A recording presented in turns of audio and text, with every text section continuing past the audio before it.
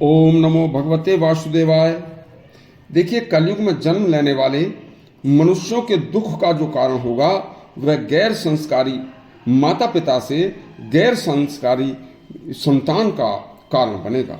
इसके ऊपर उन्होंने एक बहुत ही सुंदर अपने जीवन का जितने भी कलिकाल में मनुष्य पैदा होंगे उनके ऊपर एक बहुत ही शानदार लेख लिखा है।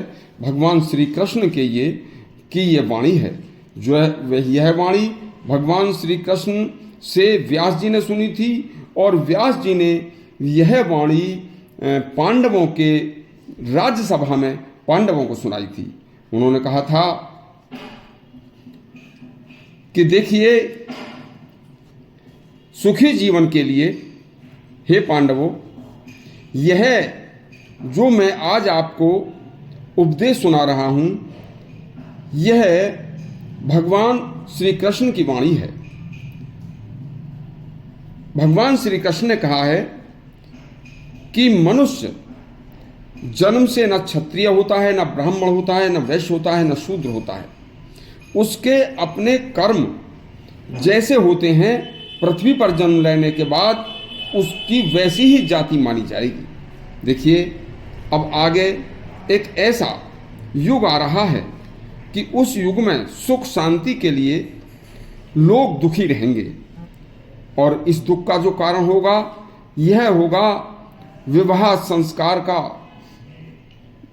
शुद्ध न होना। इसका प्रमुख कारण होगा। देखो, जब भी किसी कन्या या पुत्र के युवा होने पर उसका विवाह संस्कार का समय आए तो माता पिता अभिभावक कन्या या पुत्र के माता पिता मामा नानी नाना दादी दादा के जीवन चक्र को देखें तथा पता करें कि क्या कभी उपरोक्त इनके संबंधियों में कोई पुरुष मांस मदिरा का भक्षण करने वाला या उक्त संबंधों की कोई स्त्री उच्च श्रृंखला होकर पुरुष गामिनी या पुरुष पर दारा पर स्त्री गमनी या धर्म विरोधी शास्त्र विरोधी घमंडी दुष्ट वृत्ति वाला मानव हंता या वेद विरोधी अनाचार पापाचार दुर्व्यसनों में लिप्त रहने वाला या इन संबंधों वाला कोई ऐसा व्यक्ति चोर या डाकू या राजा से दंड भोगी तो नहीं था।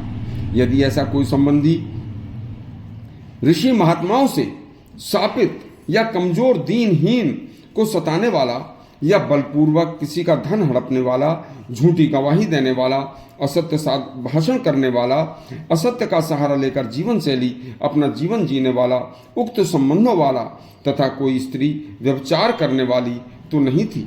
यह सभी बातें युवा पुत्र और युवा पुत्री के माता पिता अपने ही वर्ण में कन्या के लिए वर और वर के लिए कन्या ढूंढने से पहले उपरोक्त सभी बातों को अच्छी तरह से पता कर लें, क्योंकि इस प्रकार के उपरोक्त व्यसन कई पीढ़ी तक आगे किसी की संतान में अपने उन संबंधियों से कभी भी आ सकते हैं।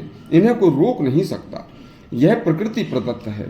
यदि ऊपर बताई सारी जानकारी करके अति पवित्र मन स्वभाव वाले लोगों के परिवार में बेटी बेटी का संबंध विवाह संस्कार वैदिक रीति से किया जाएगा तो उनकी संतान अति पवित्र आत्मा संतान पैदा होगी तथा उस परिवार में हमेशा सुख शांति और सतयुग जैसा स्वर्गीय सुख का जीवन होगा। और इसके विपरीत जो लोग ऊपर बताए दोषों से भरे होंगे तो उनके विवाह आदि केवल नाम के विवाह होंगे। स्त्रियां व्यभिचारिणी, पुरुष व्यभिचारी होंगे तथा उनकी संतान भी कुसंस्कारी होगी। फिर अच्छे समाज के संस्कारी लोग यत्न पूर्वक तथा अनेक विधि पूर्वक उन कुसंस्कारी लोगों को, बुरे आचरण के लोगों को एकजुट होकर उनका परित्याग करें और बहिष्कार करें तो वह लोग राजदंड के अधिकारी होकर सभ्य समाज से दूर रहें। कभी भी कोई सभ्य समाज का व्यक्ति उनकी कोई अनुनय विनय पर विश्वास न करे तो कलयुग में भी सभी लोग सुखी जीवन जी सकते हैं। धीरे धीरे उन दुरात्माओं में कभी कभी सद बुद्धि का प्रकाश हो सकता है। इसलिए भगवान ने बताया कि कलयुग में सुखी रहने के लिए एक मुख्य कारण विवाह संस्कार को अच्छी तरह से देख कर करने का है। इस तरह से सुखी जीवन का रहस्य संस्कारवान संतान का मानना है और संस्कारवान संतान संस्कारवान माता पिता और संस्कारवान उनके सगे संबंधियों से ही प्राप्त हो सकती है। जो व्यक्ति ब्राह्मण के घर में जन्म लेकर कुसंस्कारी है वह ब्राह्मण शूद्र या क्षत्रिय है। इसी तरह से सभी वैश्य आदि पर भी शूद्र आदि पर लागू होती है। इसलिए सभी माता पिता युवा संतान के विवाह के लिए उपरोक्त बातों पर ध्यान अवश्य दें, क्योंकि कलयुग में इस तरह के बहुत ही कष्ट देखने को मिलेंगे। देखिए, उन्होंने कहा है कि घोड़े की शादी घोड़े से ही होनी चाहिए, गधे की शादी गधी से ही होनी चाहिए, क्योंकि घोड़ी से यदि गधे की शादी होगी और गधी से घोड़े की शादी होगी तो शुद्ध संतान पैदा नहीं हो सकती, वह खच्चर होगी। इसलिए वह ना घोड़ा होगा ना गधा होगा। इसी तरह से मनुष्यों के आजकल के इस जीवन में जो संतान होगी वह अपने ही वर्ण में होनी चाहिए, और इस तरह से आप सुखी जीवन जी सकते हैं। इस तरह के और शास्त्रों प्रसंग सुनने के लिए हमारा चैनल सब्सक्राइब करें और घंटी दबाएं। धन्यवाद।